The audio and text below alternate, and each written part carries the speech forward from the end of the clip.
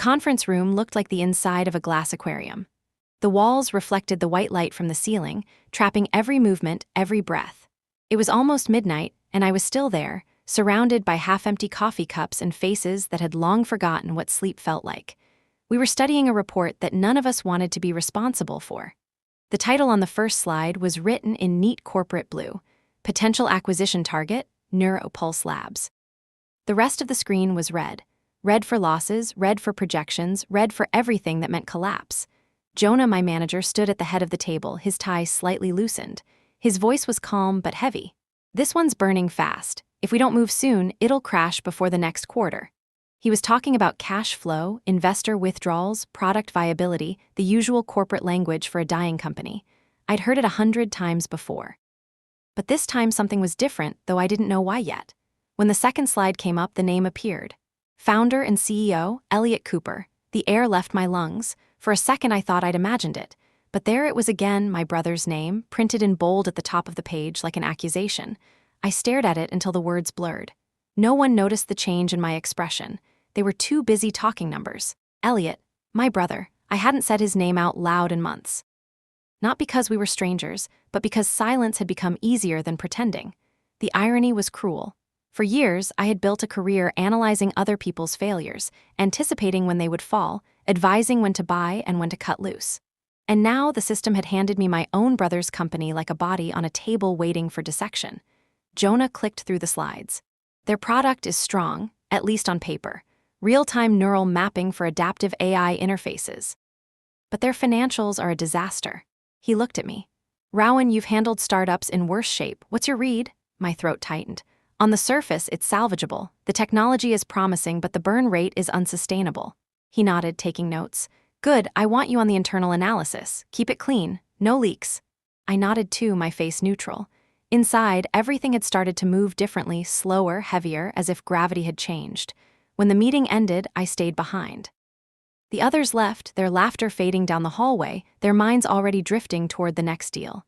I sat alone at the table and opened the report again. Page after page of data scrolled before me, graphs, losses, projections, and a short paragraph marked critical risk. I read the same sentence 3 times before it sank in. Projected insolvency within 120 days. I leaned back, staring at the ceiling.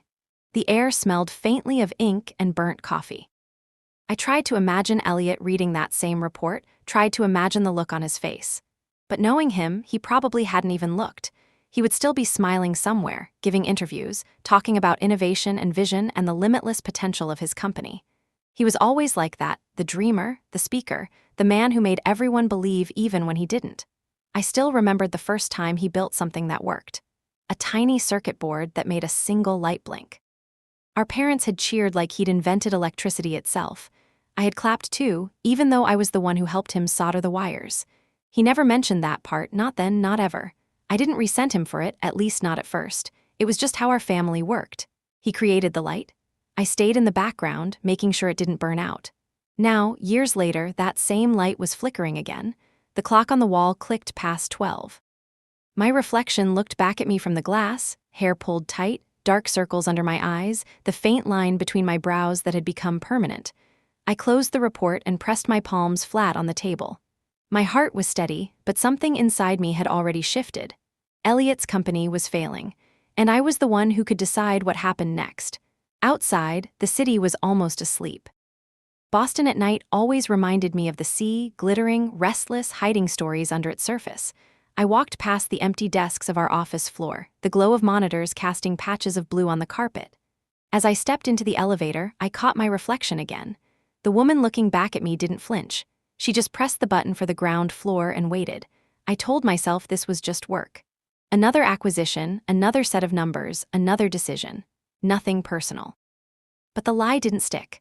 When I reached the lobby, the security guard greeted me with a nod. "Late night again, Ms. Cooper?" "Always," I said. Outside, the air bit at my skin. I pulled my coat tighter and looked up at the skyline. Somewhere out there, maybe just a few miles away, my brother was probably standing in a similar building, convincing a room full of investors that everything was under control. He was good at that, building illusions, turning fear into confidence. And our parents loved him for it. I remembered Christmas 2 years ago. Elliot had shown everyone a demo of his AI assistant that could predict emotional tone in conversation. Mom had cried. Dad had called him a visionary. No one had asked what I was working on. I didn't mind then. At least that's what I told myself. I started walking toward the parking lot. Each step echoed on the pavement. My phone buzzed, a message from Jonah. Good work today. Let's finalize your review notes tomorrow morning. I typed back a single word, sure. Then I scrolled through my contacts until I reached his name, Elliot Cooper. I didn't press call, I just stared at it. My thumb hovered for a moment before I locked the screen again. If I called, what would I even say? That his company was on the verge of collapse, that I was part of the team preparing to acquire it? No, not yet. I started the car and sat in silence for a while, watching the empty road ahead. There was a time when we used to talk about everything, books, ideas, stupid plans that never made sense. He used to say, one day we'll start something together.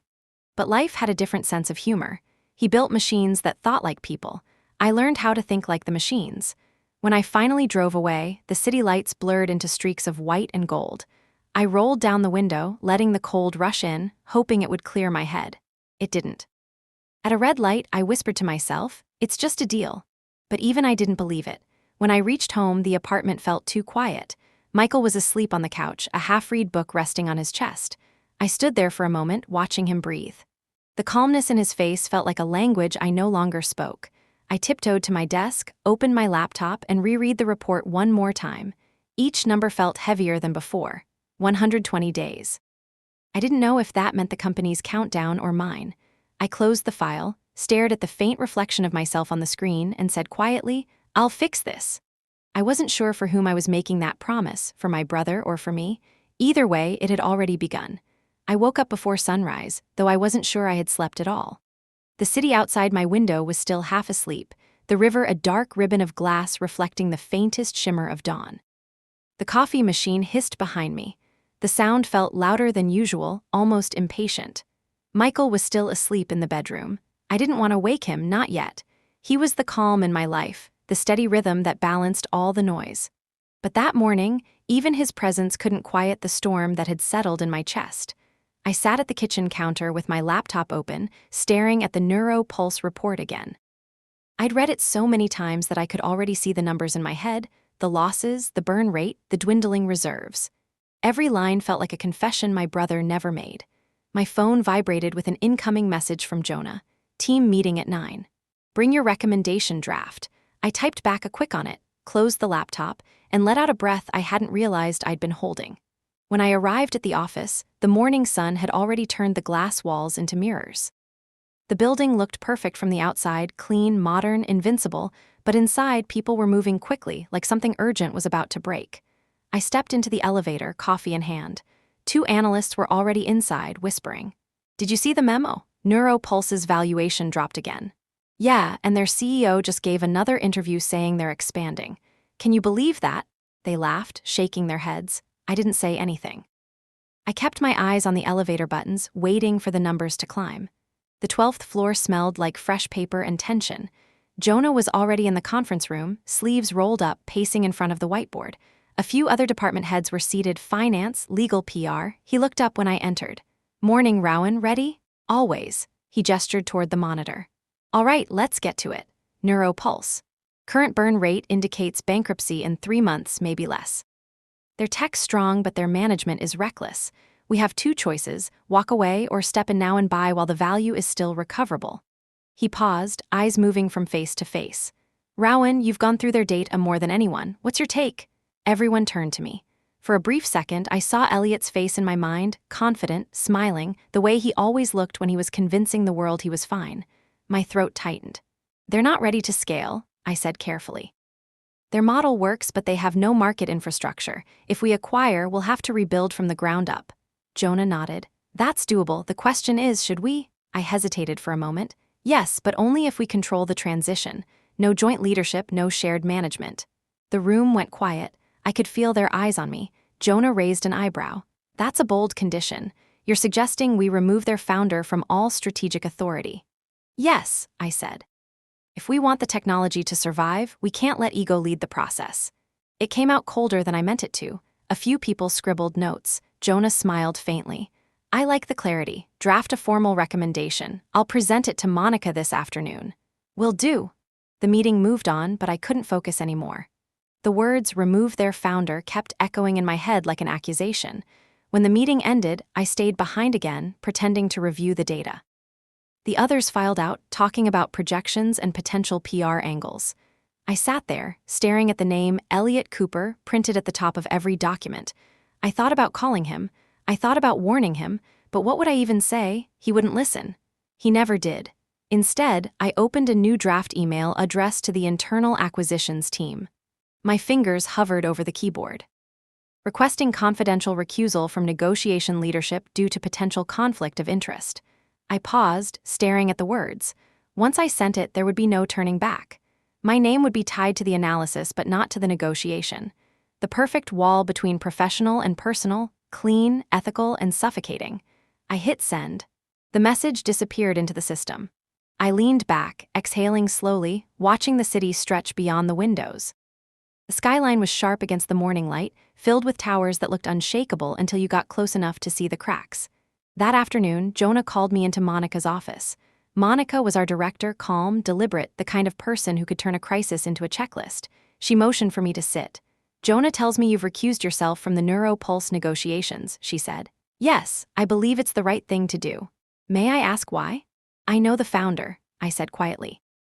Her eyes flickered with curiosity. Personally? Yes. She didn't ask how. Maybe she already knew. People like Monica always know more than they let on. She nodded. All right, we'll assign Nate to lead. You'll stay in an advisory role, but I still want your input, technical evaluation, integration planning, all of it.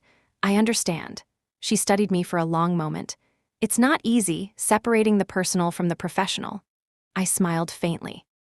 It's easier when the personal doesn't know yet. Monica leaned back in her chair. Be careful, Rowan. Sometimes doing the right thing still hurts. I left her office with those words echoing in my mind. Back at my desk, I opened the financial sheets again, trying to bury myself in numbers. But all I could see were the memories hidden behind them. The first time Elliot presented his startup idea to the family. The way Mom had leaned forward, glowing with pride. The way Dad had patted his shoulder and said, "You're going to change the world, son." And me, the sister in the corner, holding the camera, recording his speech so they could watch it again later. I wondered if anyone ever kept a recording of mine. A soft chime broke my thoughts. A new message had arrived, from the legal department. Subject, due diligence, founder documentation pending signature. Attached was a scanned ID. I clicked it open. There he was, my brother, smiling in a photo taken 2 years ago, confident, unshaken. Beneath it was a signature that used to match mine when we were children. For a long moment, I just stared. Then I whispered under my breath, "You have no idea, do you?"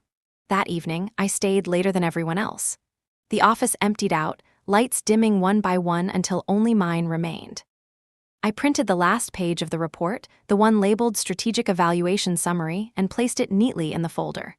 My recommendation was clear. Proceed with acquisition. Maintain confidentiality. Immediate risk mitigation required. I signed my name, Rowan Cooper, Director of Strategic Investments, Helix Dynamics. When I walked out, the hallway was silent. My footsteps echoed against the marble floor. In the glass wall, my reflection looked steady, confident, even cold, exactly what a director should look like. But inside, something had already cracked. Outside the building, the city was glowing again, that same indifferent light that made everything look successful from far away. I stood there for a while, watching taxis glide through puddles, people rushing home to lives simpler than mine. My phone buzzed again. A news notification. NeuroPulse Labs CEO Elliot Cooper announces breakthrough in adaptive AI. We're expanding faster than expected, he says. I read the headline twice. Then I laughed softly, not out of humor but disbelief. He was still performing, still pretending, still convincing the world that everything was fine. I whispered into the night, "You always did love your illusions." Then I turned and walked toward the parking lot, my heels clicking against the concrete like a clock counting down. Each step felt like a line being drawn. This wasn't just an acquisition anymore. It was the beginning of something else, a reckoning, a quiet war between truth and pride, and I had just chosen my side. The live stream started with a soft chime that sounded like a bell inside a cathedral. The screen filled with a clean white stage and the NeuroPulse logo pulsing at the center like a heartbeat. I watched from my office with the door closed, the blinds turned just enough to soften the glare. Someone in the studio counted down off camera. 3, 2, 1. Then Elliot walked out into the light. He carried himself the way he always had when he was most afraid. Shoulders relaxed, smile easy, voice warm enough to melt worry. The room of journalists and influencers leaned forward as if they were there to witness something holy. He spoke about progress. He spoke about biology as a language. He spoke about turning noise into meaning and giving machines a way to listen. Each sentence landed like a promise. I lowered the sound and watched his mouth shape the words. Behind the charisma, I could see the tension in his jaw. He was holding a line no one else could see. I knew that line. I had watched him balance on it since we were young. The chat beside the stream rushed with hearts and short messages. Visionary, unstoppable, real innovation at last. Someone wrote that they had invested last month and had never felt more certain. I closed the chat window before the messages could bruise me. Certainty loves a stage. Numbers do not. My laptop chimed with an internal call. I paused the stream and answered. It was Nate, the lead who would front negotiations now that I had stepped to the side. He said he had skimmed my notes and asked if the demo was real. I told him the demo would be real enough. Output curated, sensors tuned, conditions perfect. But the live product would need a year of rewiring to survive any real market. He asked if Elliot knew that. I said that he believed he could leap the distance with charm. He asked if that meant we had time. I said we had less time than he thought. He laughed and said he preferred the truth without sugar. I said that was all I had left. After the call, I turned the sound back on. Elliot had pulled a volunteer from the audience. Cameras tracked brain signals, translated them to a simple control panel, predicted a choice before the volunteer made it. The crowd gasped at the delay between thought and visible action, the second where the machine seemed to know the person better than the person knew themselves. It was a beautiful trick. It was also a trap. Beauty hides weight. If you forget to check the beams, the roof will fall on your head while you admire the paint. I let the stream play on mute and stepped to the window. Boston looked like a set model from up here, neat blocks of glass and steel, a river threading through like a groove for some giant needle.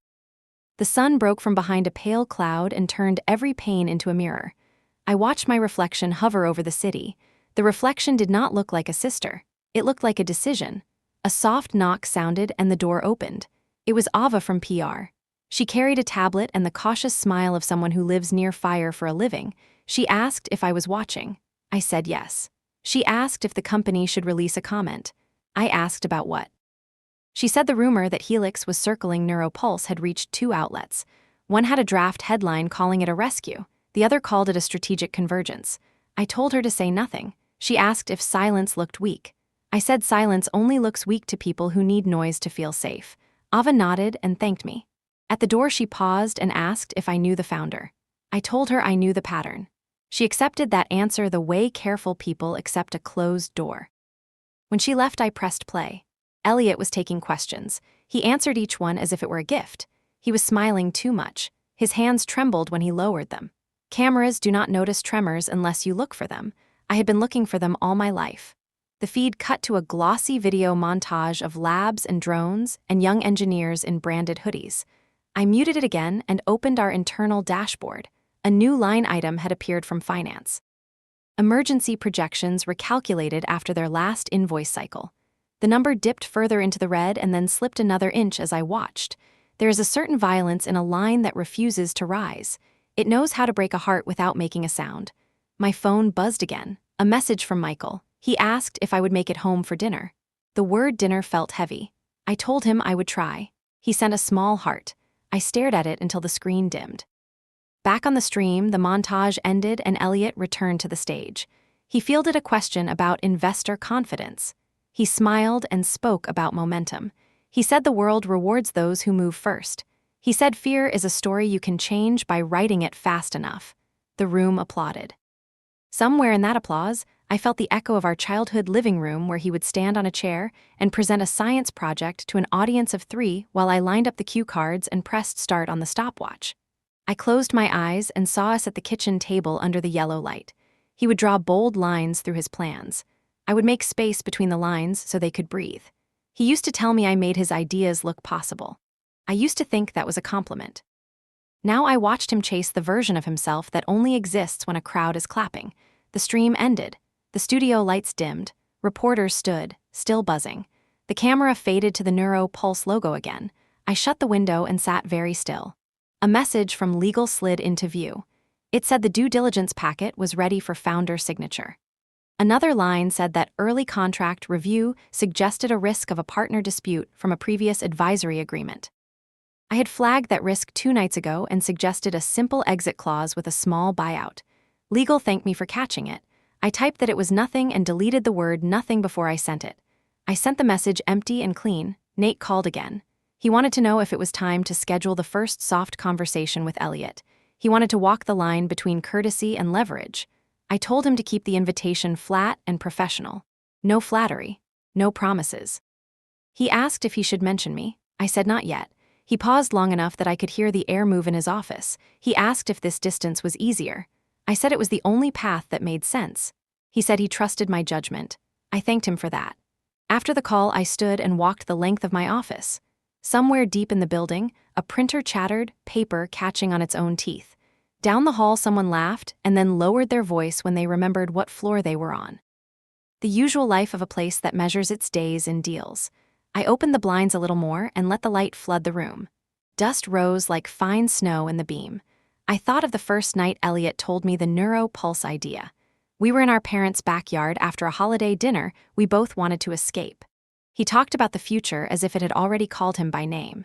He said we were going to fix the most human thing of all, which is the confusion between what you feel and what you do. I said people might not want a machine to know their hearts first. He smiled and said they would if the machine was gentle enough. For a long time, I wanted to believe that my doubt was just fear of risk. Now I understood that my doubt was a kind of love. Love that asks for proof. Love that wants a foundation under the stage. My screen blinked. Another internal note from finance. A red flag beside payroll. A warning about the next cycle if no new investment landed. I felt a small pinch inside my chest like a quiet alarm. The numbers had begun to spin faster. When a ship leans too far, there is a point where no amount of shouting can bring it upright. You can only decide who gets a lifeboat. I drafted an addendum to my analysis. I recommended a plan to retain the core engineering team for a year under a satellite model, keep their momentum alive while we rebuilt the base. I proposed a separate advisory contract for the founder limited to technical guidance only.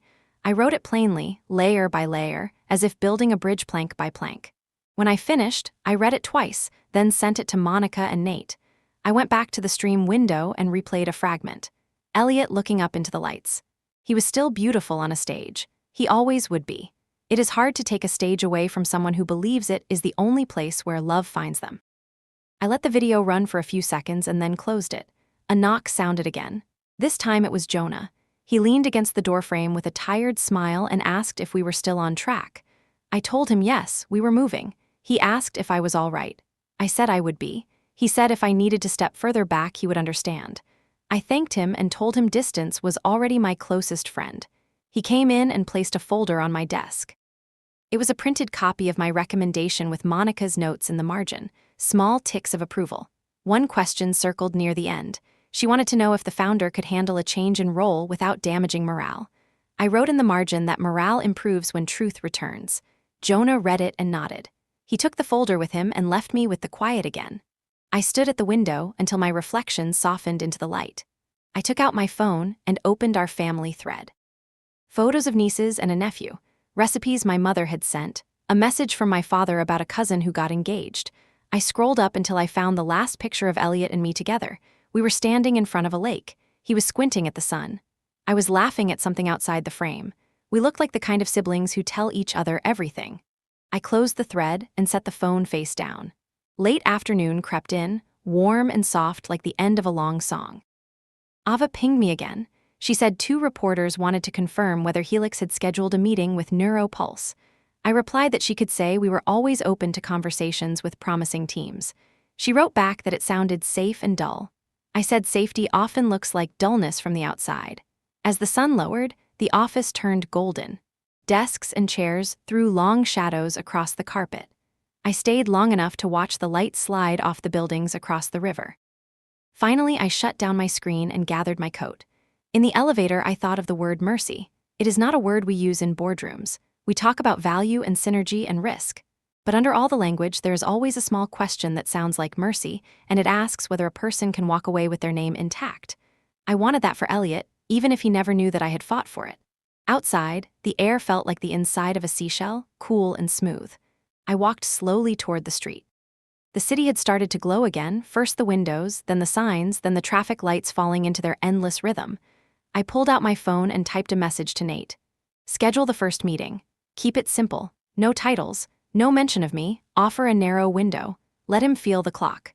When I hit send, I felt the click inside that means a path has narrowed. There is a kind of peace in that. You stop scanning for exits. You follow the road you chose. Across the river, a train crossed a bridge with a low hum. I watched it go until the last car slipped from view. I whispered my brother's name into the evening like a prayer I did not know how to finish. Then I turned toward home. The meeting invite went out before sunrise the next day. I had drafted the message myself, stripped of warmth, stripped of anything that might sound like family. Subject: preliminary discussion, Helix and Neuropulse. Location: virtual conference 2B duration, 30 minutes. By 10 a.m. the room was ready. Nate sat at the head of the long table with his usual calm. Monica joined from another city. I took a seat near the back, close enough to see, far enough to disappear. The wall display flickered to life, and a small box appeared in the corner of the screen. Elliot's face filled it. He greeted everyone with practiced charm, voice steady, posture perfect. He thanked Helix for their interest and said he was excited to explore strategic alignment.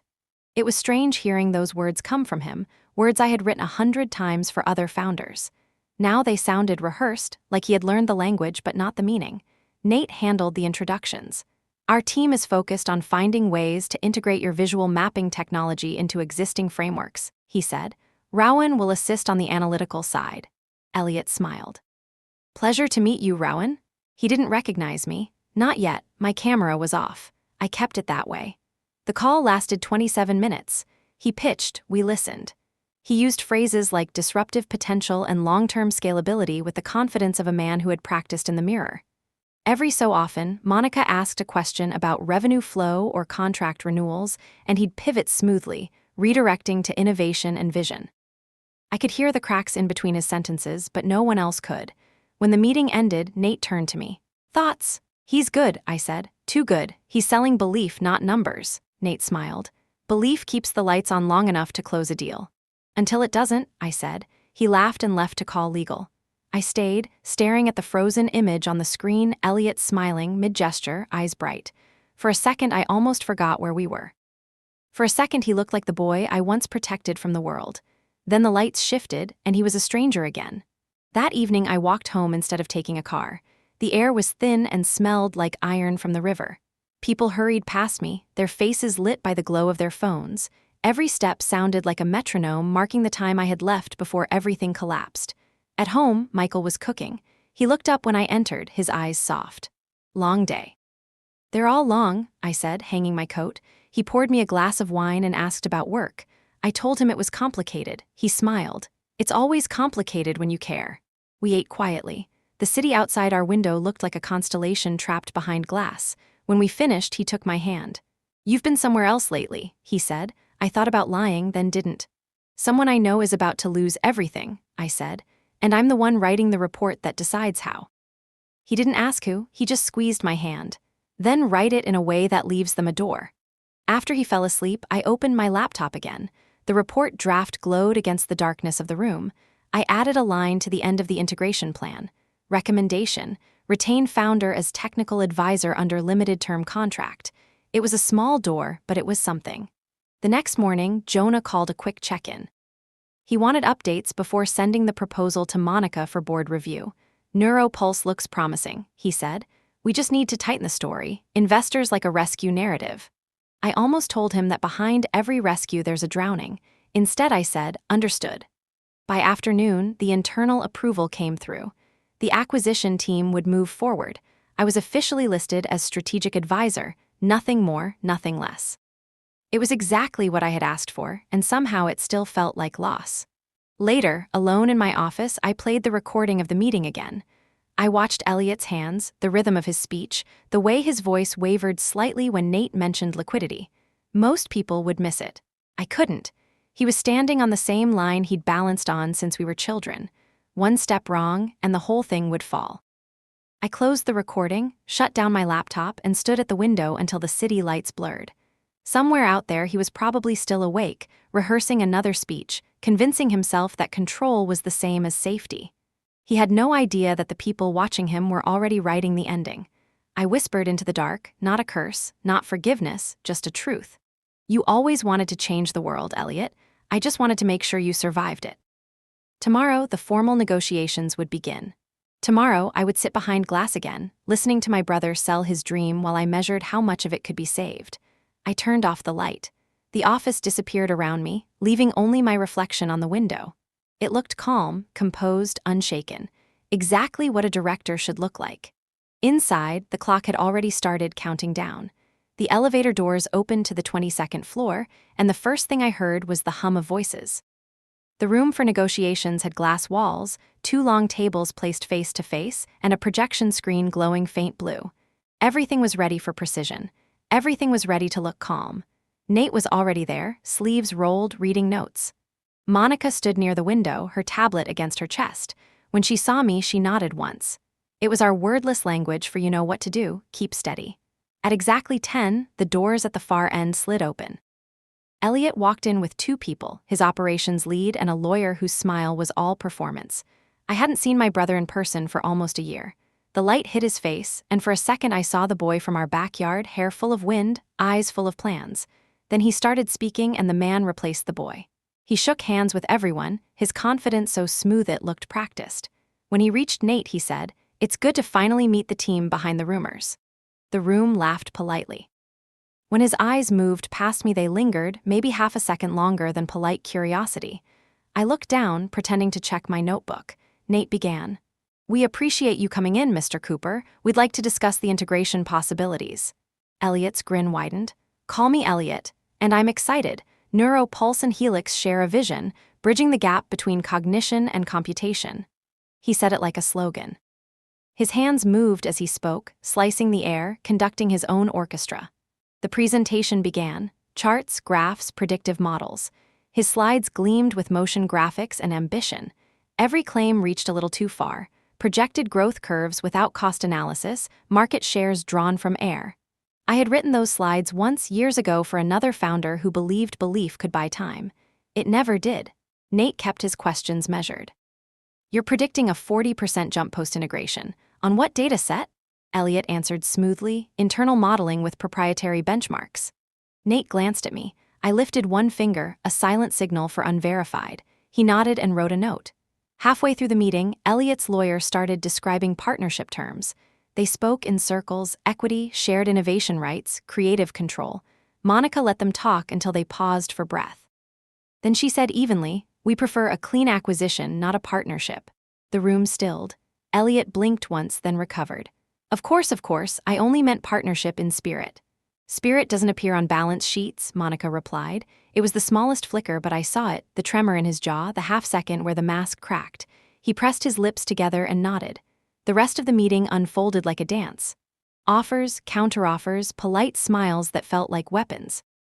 I watched every line of his body language, translating confidence into fatigue, charm into fear. When he spoke about long-term scalability, I could hear "please buy us before the bills arrive." When he said NeuroPulse will continue under existing leadership, I heard "don't take this away from me." After 2 hours, Monica called for a break. Everyone stood, stretching, stepping out to call someone or refill water. I stayed seated, pretending to check notes. Elliot lingered by the window, phone in hand, typing quickly.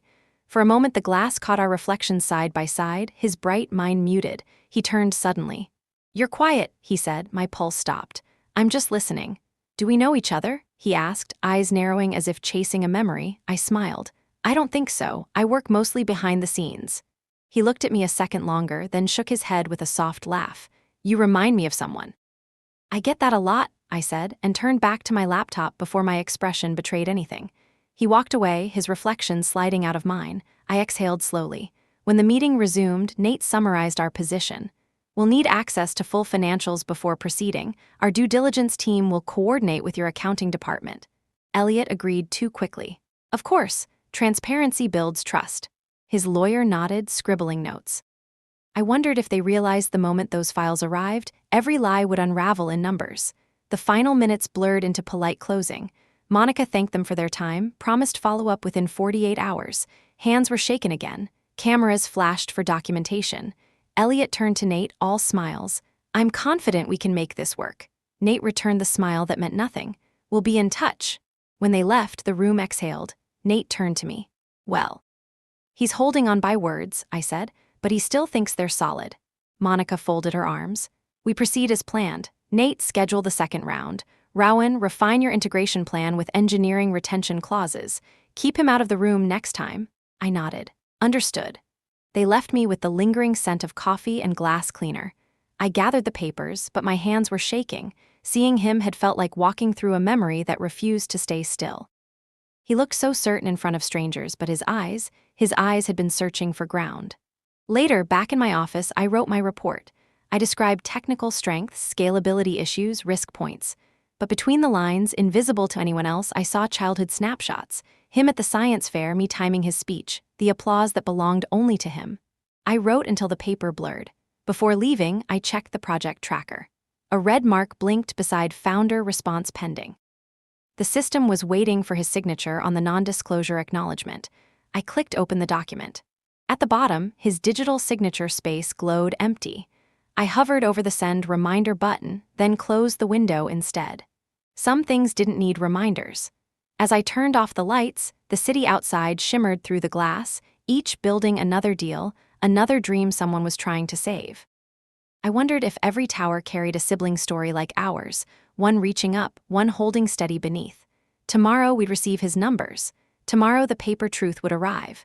Tonight, all I could do was stand at the window and whisper a promise to no one. "Don't fall before I can catch you."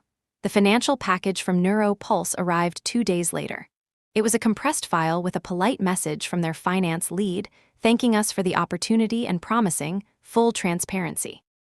I downloaded it onto my encrypted drive and waited for the analysis program to unpack the numbers. The screen filled with rows of data, dates, and codes. Each line carried the weight of a promise that had once been made in good faith. I scanned the sheets slowly, the way you read an obituary for someone you still love but can't recognize anymore. The first discrepancies appeared within minutes. A deferred payment here, an unreported expense there. Then the pattern revealed itself. Payroll delays disguised as technical adjustments, equipment loans hidden in R&D credits, investment notes labeled as future commitments. I had seen this pattern in other companies, the desperate dance of founders trying to outrun gravity, but seeing Elliot's name beside it was different. I leaned back, staring at the city beyond the window. The sky was pale and cloudless, the kind of weather that looks calm from above but carries a storm below. When Nate came in, I didn't turn from the screen. "Got the files?" he asked. "Yes," I said, "and they're worse than I expected." He whistled softly. "That bad?" "Worse, they're holding the roof with chewing gum." He came closer, reading the graphs over my shoulder. "They still have that neural mapping prototype, though. That tech could be a gold mine." "It could," I said, "but they're running out of time. Payroll was delayed twice in the last quarter. If they miss a third, they'll lose their engineers." Nate rubbed his chin. "So we move fast, close before they collapse." I looked at him. "Do we buy the company or do we save it?" He shrugged. "Sometimes they're the same thing." After he left, I sat there a long time. The numbers on the screen blurred into a single truth. Elliot was gambling and he was losing. By late afternoon, Monica called for a private meeting. Her office was minimalist, clean lines, soft light, a single plant that somehow always looked freshly watered. She gestured for me to sit. "Nate briefed me," she said. "Your analysis is thorough, but I can't help noticing you've softened your conclusion." "How so?" "You wrote that the acquisition is an opportunity for strategic expansion. That's not wrong, but it's gentle language. Usually you're sharper." I smiled faintly. "Maybe I'm trying to be diplomatic." She leaned forward. "With the company or with yourself?" I met her eyes. "Both." She studied me for a moment. "You've been in this business long enough to know what happens next. When the deal closes, leadership changes. Founders rarely survive that shift." "I know." "Then I'll ask this once," she said. "Are you sure you're comfortable with what this means for him?" Her tone wasn't judgmental. It was precise, like a surgeon asking if the patient understands the procedure. "I'm comfortable with the truth," I said. "Good," she said, though her voice carried a trace of something softer. "Because once this is public, you can't control how it ends." After the meeting, I walked down the long corridor that led to the main lobby. The floor beneath me gleamed, polished until it reflected the ceiling lights like stars on glass. I caught my reflection in one of the panels, shoulders straight, face calm, eyes tired. That night, I couldn't sleep. I lay awake beside Michael, listening to the hum of traffic below the window. Every few minutes, a car passed, headlights flashing across the ceiling like a restless thought. When I finally closed my eyes, memories came instead of dreams. Elliot at 12, standing in the garage, showing me the first circuit he'd built. He had looked at me with the bright certainty of someone who had already tasted success. "One day," he said, "we'll work together." I had laughed. "You'll be too busy changing the world." He had grinned. "Then you can keep it running while I do." Now, years later, those words sounded less like ambition and more like prophecy. The next morning, the board requested a summary. Monica asked me to present the technical integration plan. It was the first time my work would be shown to the entire senior team. The boardroom smelled faintly of lemon polish and anticipation. Projectors hummed, coffee cups steamed, and the hum of low conversation filled the air. I stood near the screen, waiting for Monica's cue. When she nodded, I began. "Our analysis indicates that NeuroPulse's core algorithm has strong application potential across multiple verticals. However, current management inefficiencies have prevented scalability. The acquisition would allow us to restructure and integrate their neural mapping model within our existing infrastructure by Q3. A man from finance interrupted. "So the founder, what happens to him?" I kept my voice even. "He would transition into an advisory role for 12 months, focusing on technical alignment. After that, the position would be reevaluated." Someone else asked, "Do you anticipate pushback?" "Yes," I said, "but it's necessary. The company can't survive under its current structure." When the presentation ended, the room was quiet for a moment. Then Monica said, "Thank you, Rowan, excellent work." The board approved the plan unanimously. Afterward, I returned to my office, closed the door, and stood in the silence that followed success. The decision was made, the wheels were moving, and somewhere across the city, Elliot had no idea that the ground beneath him had already shifted. That evening, my phone buzzed, a message from my mother. "Family dinner next weekend. Don't forget. Elliot's bringing wine."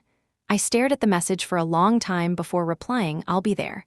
I placed the phone face down on the desk. Outside, the city lights were coming on one by one, each window glowing like a small confession. I imagined Elliot in his office, looking at a similar view, believing he still had control. He didn't know that I had already drawn the map of his rescue and his undoing. I closed my eyes and whispered a line that no one else would hear. "Sometimes saving someone looks exactly like letting them fall." Then I turned off the lights and left, the door clicking softly behind me. The invitation came from my mother 2 weeks before Easter. Her message was simple, almost cheerful. "Dinner at 7, everyone's coming. Elliot says he has news." She added a heart emoji, as if to soften the weight behind those words. I read it twice before replying, "I'll be there." For 3 days I tried to ignore it. Tried to tell myself it was just dinner, not an ambush dressed in home cooking and polite conversation. But as the date drew closer, the thought of sitting across from him again, without glass walls, without titles, felt heavier than any boardroom. The house looked smaller than I remembered. My parents had renovated the kitchen, changed the curtains, added new lights that made everything too bright. I stood at the doorway for a moment, breathing in the familiar smell of roasted herbs and lemon, the sound of laughter echoing from the dining room. Elliot was already there. He stood at the center of the room, wine glass in hand, talking to my father with that same easy confidence he used on investors. My mother hovered nearby, smiling, her hand brushing his sleeve every few seconds as if afraid he might disappear. When he saw me, his expression froze for half a heartbeat, long enough for me to notice, but then he smiled. "Rowan, finally!" He crossed the room and hugged me, a little too tight, a little too performative. I returned it with just enough pressure to make it look real. "You look good," he said. "So do you," I lied. His eyes were tired beneath the charm. Up close, I could see the faint exhaustion of someone fighting fires with a smile. Dinner began with noise. The table was full, our parents, Aunt Marjorie, Uncle Daniel, a few family friends. The chatter was warm, easy. My mother poured wine for everyone and made sure I sat across from Elliot. "Like old times," she said, not realizing what she had just done. Elliot spoke most of the evening. Stories about the expansion, new investors, breakthroughs in adaptive AI. Every sentence shimmered with the kind of optimism that tasted too sweet to be true. People clapped, nodded, asked questions he answered effortlessly. I stayed quiet, cutting my food into perfect squares, letting his words roll past me like waves hitting a wall. When someone asked about Helix, my father turned to me. "Your company's doing well, right, Rowan? Still saving the world one spreadsheet at a time?" The table laughed. I smiled politely. "Something like that." Elliot leaned forward, eyes glinting. "You work for Helix Dynamics, don't you?" "Yes," I said. "Strategic investments." He nodded, pretending to think. "I read somewhere they're acquiring new tech startups. Good company, smart leadership." I met his gaze. "They are." For a brief second, it was like standing on a wire stretched between two versions of the truth. Everyone else at the table kept eating, unaware that the air between us had gone still. Then my mother changed the subject, asking about vacation plans. The moment passed, but the tension stayed, quiet and sharp. After dessert, the family drifted toward the living room. Laughter rose again, the soft background noise of people who still believed in harmony. I slipped out to the kitchen for water. The lights were dimmer there, the hum of the refrigerator loud in the silence. Elliot followed. "You didn't say much tonight," he said softly. "I didn't need to." He leaned against the counter, swirling the last of his wine. "You always did prefer silence. Makes people wonder what you're thinking." I looked at him. "Do you wonder?" "Constantly," he said with a smile that didn't reach his eyes. For a long moment, neither of us spoke. The air between us felt like a drawn bowstring, thin, stretched, waiting. Finally, he said, "I heard rumors about Helix. They're looking at companies in my sector." "They're looking everywhere," I said. "But not at me, right?" His voice was casual, but his hand gripped the counter. I hesitated. "Why would they?" He studied me, searching for an answer I couldn't give. Then he laughed, low and tired. "You always were a terrible liar." Before I could respond, my grandmother's voice called from the living room. "You two better not be plotting world domination again." Elliot smiled, that perfect mask sliding back into place. "Always," he said loudly, stepping past me back toward the noise. I stayed in the kitchen, hands cold around the glass of water. When I finally joined them, the conversation had shifted to childhood stories. My aunt was reminiscing about how Elliot used to take apart radios just to see if he could make them sing again. My father laughed, saying, "He always had that spark, didn't he?" "And Rowan kept everything organized," my mother added fondly. "She was the planner, the quiet one." "Quiet, always quiet." I smiled because that's what you do when the story's already been written for you. Later, as everyone prepared to leave, my grandmother Martha touched my arm. Her eyes were clear despite her age. "You've grown so still," she said quietly. "Stillness can be power, but don't let it turn into silence." I didn't answer. She patted my hand and walked away. Outside, the night was crisp, the stars dim behind the city's light. I stood by my car, breathing in the cold air when the front door opened again. Elliot stepped out, jacket slung over his shoulder. "You left early," he said. "I was leaving now." He nodded, eyes narrowing slightly. "You're different." "So are you?" He smiled faintly. "You're not going to tell me, are you?" "Tell you what?" "Whatever it is you're hiding." The wind brushed past us. He looked at me for a moment longer, then shrugged. "Fine. Keep your secrets, Rowan, just don't let them eat you." He walked away, the crunch of gravel fading until there was only silence. I stood there, watching his car pull out of the driveway. The red taillights cut through the dark like twin warnings. My phone buzzed, a message from Monica. "Board wants update tomorrow morning. Bring latest figures." I typed back, confirmed. Then I looked at the dark road where my brother's car had disappeared and whispered to no one, "He's running out of time." The next morning began with silence. The kind that feels heavier than noise. I woke up before dawn, unable to stop replaying the previous night. The way Elliot's eyes had searched mine, how he'd smiled like a man standing on a cliff pretending he couldn't see the drop. I made coffee and watched the first pale light crawl over the city. For a moment, everything looked calm. Peaceful, even, but peace can be deceitful. It's just the pause before something cracks. At 9, I was in the Helix conference room, waiting for the board call. My report was open on the screen, the numbers sharp and unflinching. The words looked clean, professional, merciless. Monica joined first, followed by Nate and then 2 members of the executive council. "Morning, everyone," Monica said, voice crisp as always. "Let's review the Neuro Pulse acquisition status." "Rowan?" I walked them through the numbers, the due diligence updates, the communication timeline. Everything was ready for Phase 2, public negotiation. Then one of the executives asked, "Does the founder know we're this far along?" "Not yet," I said. He nodded, satisfied. "Good, the element of surprise gives us leverage." His tone made my stomach tight. To him, Elliot wasn't a person, he was a line item. After the call ended, Monica stayed behind. You okay? She asked quietly. I'm fine. Rowan, she said, and I could tell she didn't believe me. You can't save both sides. At some point, you'll have to decide which truth you stand behind. I already have. She studied me for a long moment, then nodded. Good.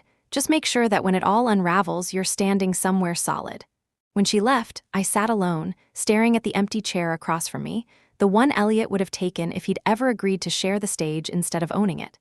That evening, I drove to my grandmother's house. The air smelled like rain and old wood. She lived on the outskirts of the city, in the same small white house that had seen every version of our family pass through. The porch light was already on, even though it was still early. She opened the door before I could knock. You came, she said, smiling gently. I told you I would. You always keep your word, she said. That's a blessing and a curse.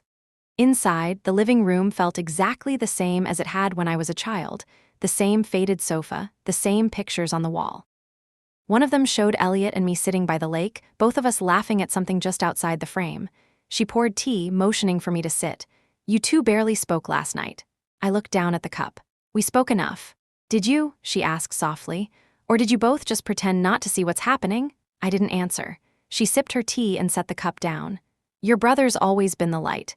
People follow light even when it blinds them. But you, Rowan, you're the ground. The one who keeps everything from floating away. I'm not sure that's true anymore. It's always been true, she said. But light burns faster than earth moves. Don't let him burn alone. Her words sat between us, quiet and heavy. I wanted to tell her that it wasn't that simple. That the light she was talking about had turned into something dangerous, consuming everything near it, including me, but I just nodded because saying it aloud would make it real. When I stood to leave, she touched my hand. You can love someone and still take the knife out of their hand, Rowan, remember that. Driving back through the rain, I thought about her words. Love and harm can look the same from a distance. Sometimes the difference is only timing. The next day, Helix sent the formal letter of intent to Neuropulse. The message was polite, elegant, and absolute. It framed the acquisition as an opportunity, a merger of vision and structure. But underneath the polished language was a clear message. We're taking over. I watched the email go out from the legal department, my name at the bottom of the attached document. It was done. At 3:17 p.m., my phone buzzed, a single message from Elliot. Did you know about this? My fingers hovered over the screen. Then I typed back, we'll talk soon. He replied instantly. Don't lie to me. I stared at the words until they blurred. Then I locked the phone and shoved it into my drawer. That night, I couldn't eat. I sat at my kitchen table, the untouched dinner growing cold, listening to the rain pound against the windows. Michael came in quietly, setting a hand on my shoulder. Bad day? Just long, he hesitated. Rowan, is it about your brother? I looked up. Why would you ask that? You've been somewhere else for weeks, he said gently. And last night, when I asked if you were okay, you said yes before I'd even finished the question. That's not your yes. That's your please stop asking yes. I exhaled. He's in trouble. Can you help him? Yes, I said, but not in the way he wants me to. He squeezed my shoulder. Then do what you have to do, but don't forget who you are when it's over. After he went to bed, I sat in the dark, staring at the contract again on my laptop screen. The cursor blinked over my signature like a pulse. Every choice has a sound. The quiet one before you make it, the loud one after it's done. I closed the file. The next morning, my inbox was full of alerts. Media outlets had picked up the acquisition rumor.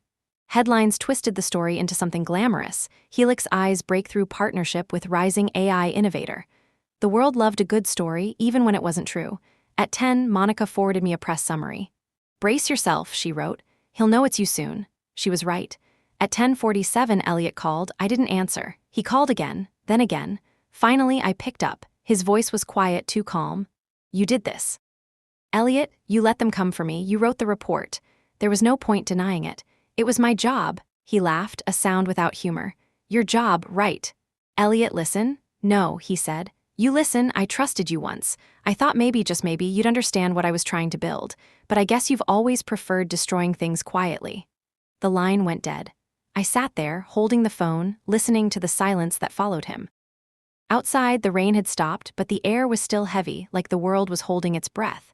I whispered into that stillness, I'm not destroying you, Elliot, I'm saving what's left. But the words didn't sound convincing, even to me. That night, I returned to my grandmother's house. She was asleep, but the porch light was still on. I sat on the steps, staring at the flickering bulb. The rain had left everything shining, the wood, the grass, the silence. In the distance, thunder rolled again, slow and deep. I knew then that what came next wouldn't be clean. It would be truth, but truth has edges. And soon, those edges would cut through everything: family, loyalty, love. The twist was coming. I could feel it moving toward me like a slow tide. Easter Sunday arrived with sunlight cutting through the clouds in sharp, almost accusatory beams. The house smelled of roasted lamb and fresh bread. The table was set meticulously, as if every detail had been rehearsed for a performance. I arrived just as my parents were greeting guests. Elliot was already there, a wine glass in hand, laughing at some story one of the uncles had told. The room was warm, full of polite chatter, but beneath it I felt the tension of something unsaid. He saw me enter and smiled.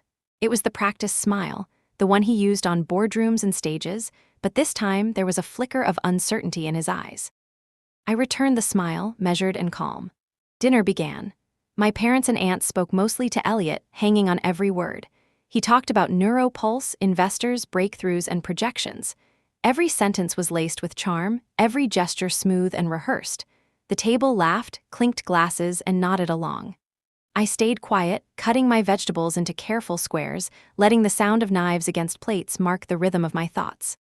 The numbers I had analyzed, the discrepancies I had found, the documents I had signed, all of it weighed silently on the edge of my mind.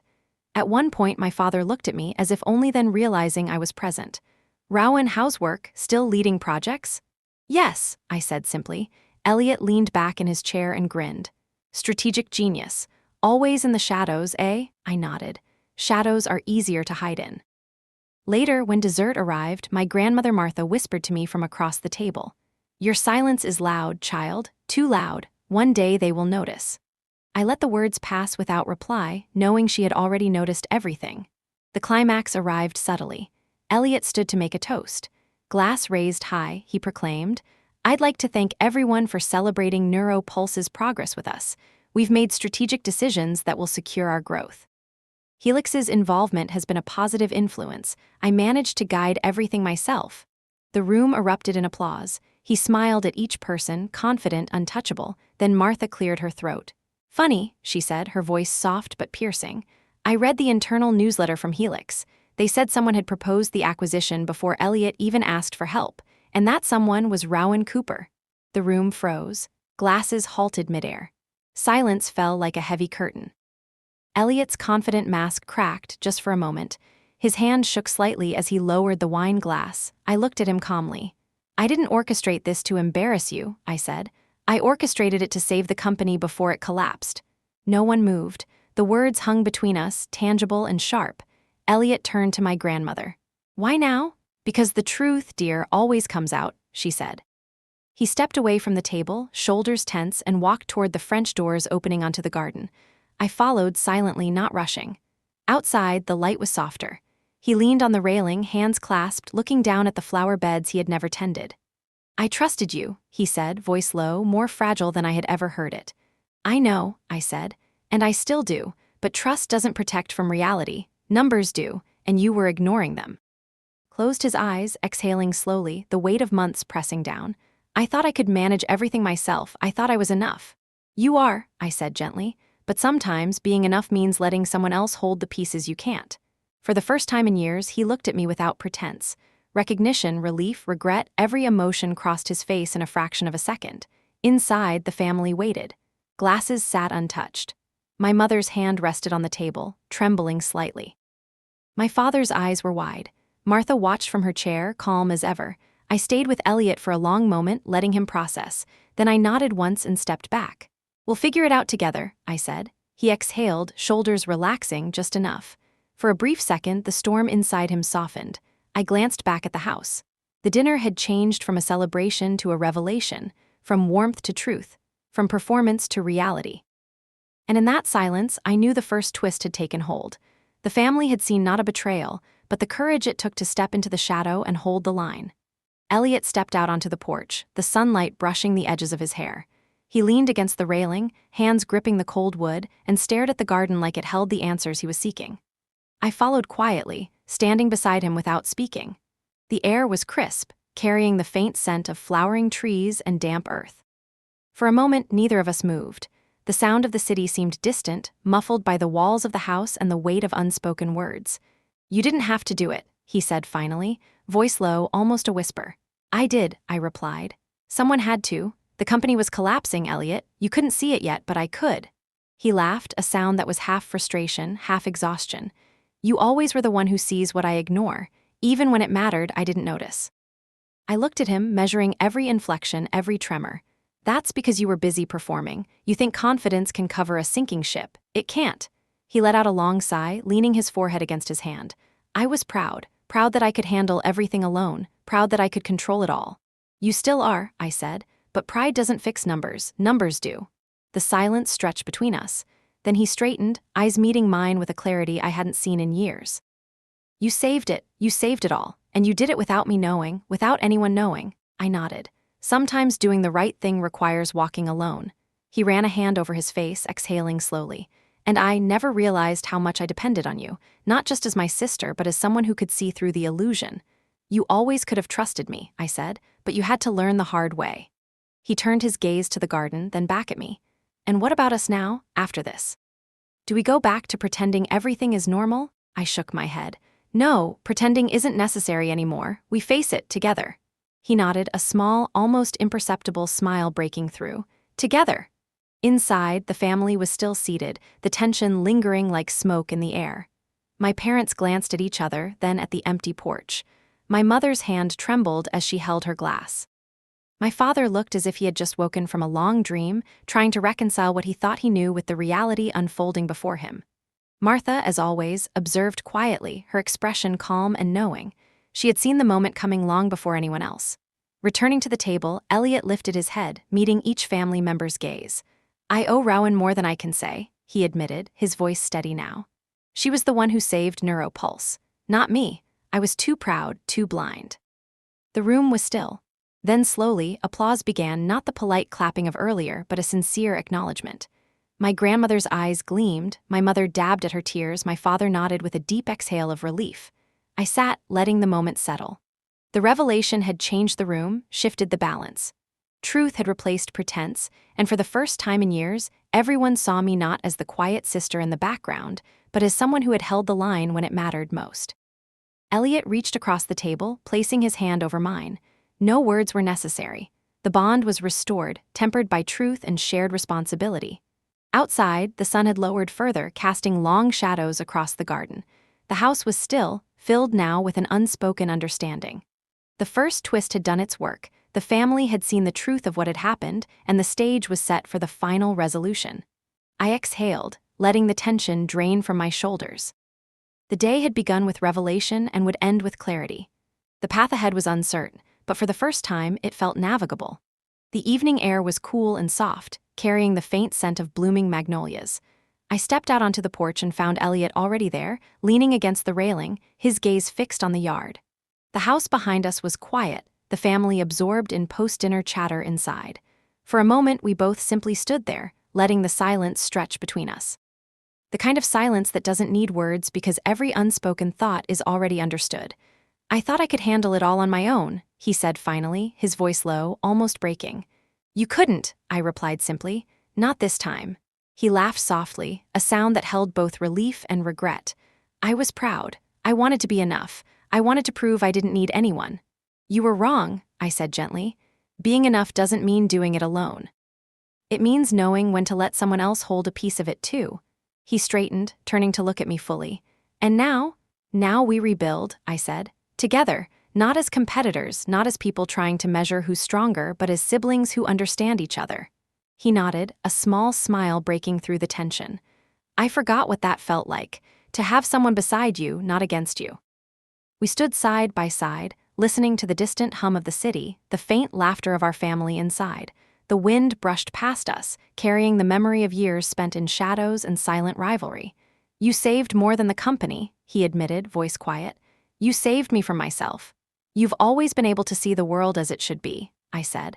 Sometimes it takes someone else to remind you of the truth. We didn't speak again for a while. Just stood there, letting the air carry the words neither of us needed to say. I realized then that this porch, this quiet space, had always been the place where we could be honest without interference. The tension of the boardroom, the expectations of the family, the weight of pride, they all faded here. Finally, he spoke again, softer this time. Do you forgive me? I don't need to forgive you, I said. I need you to see me. That's enough. He looked at me for a long moment, nodding slowly. I see you, Rowan. I always should have. I felt a weight lift from my shoulders. The years of quiet competition, the unspoken comparisons, the need to prove myself, it all felt lighter in that moment. We stepped back inside together, rejoining the family. The room was warm and bright, laughter and chatter filling the space. But now the dynamic had shifted. There was an unspoken acknowledgement between us, a bond that didn't require words. The first step had been taken. The tension was still there, but it had softened, tempered by understanding. We were ready for the final phase, the resolution that would bring everything into balance. We lingered near the railing, the garden bathed in the soft glow of twilight. Elliot finally leaned his forehead against his palm, exhaling slowly. I underestimated how much I needed you, he admitted. I thought independence was strength. I was wrong. You've always had strength, I said, but strength alone isn't enough. It's what you do with it that matters. He looked up at me, eyes searching. And what did I do wrong? You ignored the cracks, I said. You relied on appearances. Numbers don't lie, Elliot, but people often do, and pride makes us blind to both. His shoulders slumped. I thought I was enough. I thought I could manage it all and still look untouchable. You are enough, I told him, voice steady. But even the strongest person can fail if they refuse help. You didn't fail because of me. You failed because you tried to do it alone. Now we fix it together. He closed his eyes for a long moment. I've spent years thinking I was teaching you, guiding you, protecting you. But really, you've been guiding me, protecting me. I just didn't see it. I shook my head. We protect each other differently. You learn by risk. I learn by calculation. We're even. He smiled faintly, the tension in his body easing for the first time in years.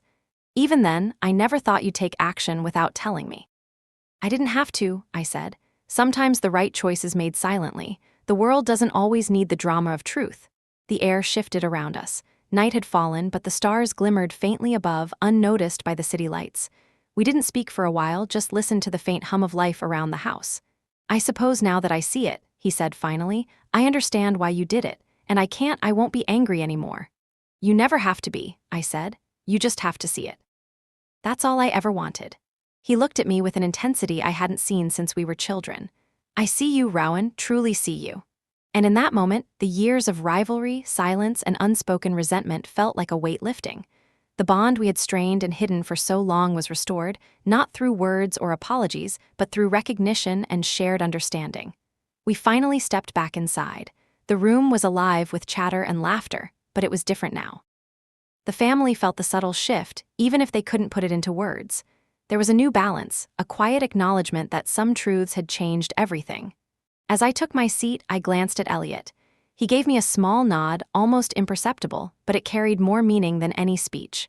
The path forward was clear. We would face the final challenges together, and the last piece, the moment where everything would turn completely, was coming soon. The plot twist, the culmination of all the hidden work and silent sacrifices, was just ahead. The boardroom was quiet, the kind of quiet that presses against your chest and makes every step sound louder than it should. The merger announcement was scheduled for 10 a.m., and all the key executives were present. Cameras lined the edges of the room, capturing every detail for corporate records and press releases. I sat near the back, my laptop open, fingers hovering over the keyboard. Monica was at the front, coordinating final slides, making sure the timing was precise. Nate checked his watch for the third time in 5 minutes. The tension in the air was palpable, but I felt a strange calm. I had done what needed to be done. The story had already been written. The doors opened and Elliot walked in, his usual confidence masking the undercurrent of nerves. He shook hands with board members, smiled for the cameras, and nodded politely at me. Our eyes met briefly. He gave a tiny, almost imperceptible nod, acknowledgement enough for me. The CEO began the meeting, outlining the purpose of the acquisition in carefully measured terms. Data points, strategic plans, and projected synergies filled the slides. When it came time for Elliot to speak, he took a deep breath and stepped forward. I want to acknowledge someone critical to this process, he said, and the room shifted. Rowan Cooper, Director of Strategic Investments, has been instrumental in guiding the acquisition of NeuroPulse. Without her foresight and decisiveness, this merger would not have been possible. A silence fell over the room. Heads turned toward me. Cameras swiveled. The executives blinked, surprised. I felt the warmth of recognition wash over me, but I kept my expression neutral. Elliot continued. Her analysis was precise, unbiased, and above all, timely. She ensured that the company's technology was preserved while guiding the financial and operational decisions necessary for the integration. I owe her a debt of gratitude that cannot be overstated. The room erupted in polite applause, then genuine acknowledgement.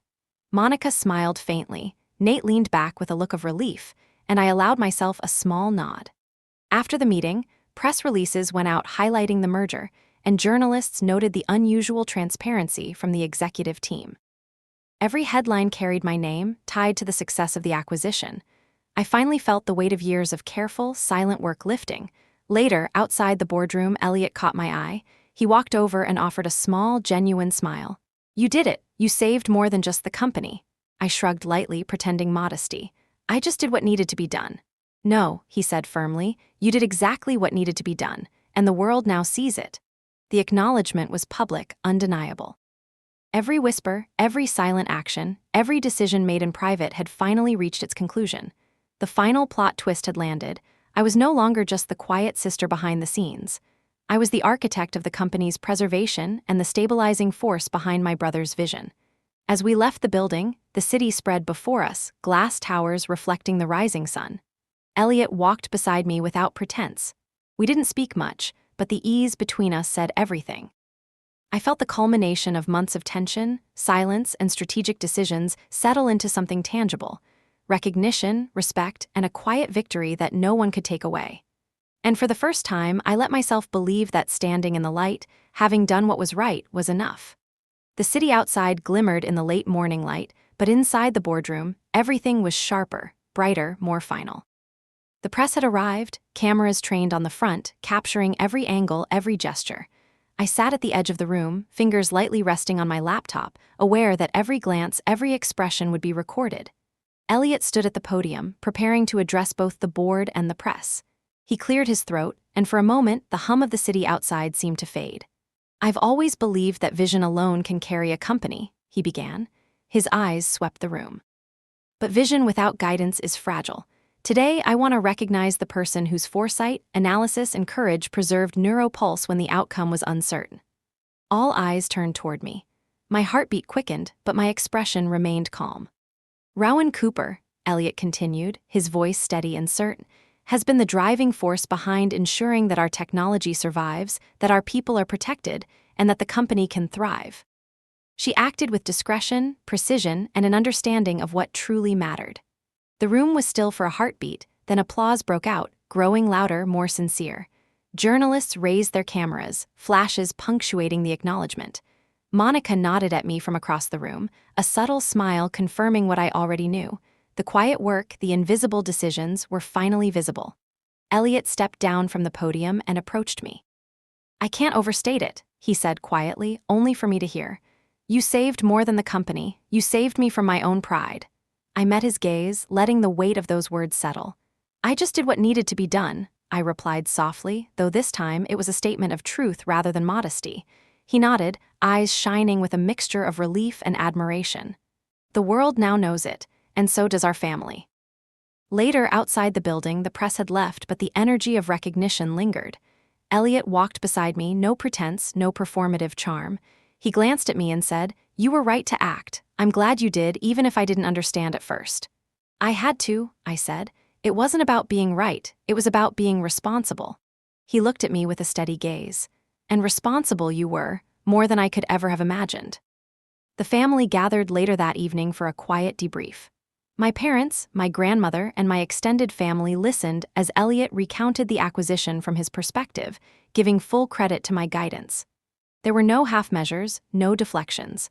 The story was ours to share, and I finally felt the weight of years of silent effort lift.